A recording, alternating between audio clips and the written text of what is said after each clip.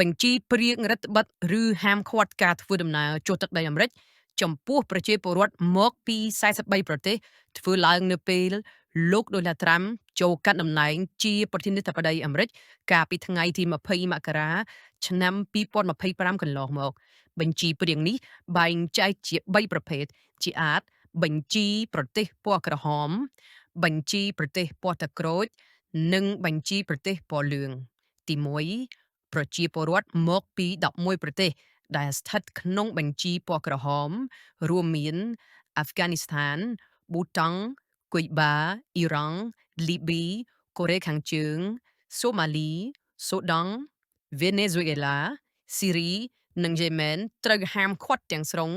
មិនឲ្យចូលទឹកដីអាមេរិកទី2ប្រទេសដែលស្ថិតក្នុងបញ្ជីពណ៌ទឹកក្រូចទាំង10ប្រទេសរួមមានបេឡារុសហៃអ៊ៃទីឡាវនិងភូមាជាដើមត្រូវផ្អាកការផ្ដល់ទិដ្ឋាការនិស្សិតទិដ្ឋាការអន្តោប្រវេសន៍និងទិដ្ឋាការទេសចរលើកលែងទិដ្ឋាការសម្រាប់ធ្វើអាជីវកម្ម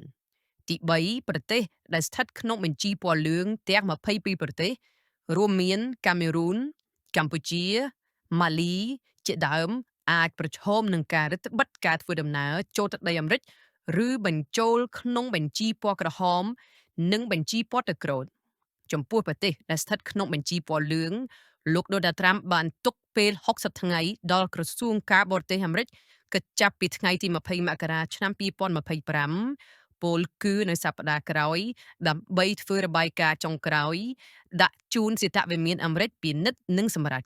ដោយឡែកបើយោងតាមមន្ត្រីអាមេរិកមួយរូបដោយមិនបញ្ចេញឈ្មោះបានប្រាប់តែសាច់ The New York Times ថាកាលពីប៉ុន្មានសប្តាហ៍មុនក្រសួងការបរទេសអាមេរិកបានកែសម្រួលបញ្ជីឈ្មោះប្រទេសដែលស្ថិតក្នុងបញ្ជីពណ៌លឿងសូមបញ្ជាក់ថាការចេញក្រឹត្យរបស់លោកដូណាល់ត្រាំនៅថ្ងៃទី20មករាកន្លងមកបញ្ជាក់ពីការស្ដារឡើងវិញនៅការរឹតបន្តឹងឬហាមឃាត់ការធ្វើដំណើរចូលទឹកដីអាមេរិកដោយខុសច្បាប់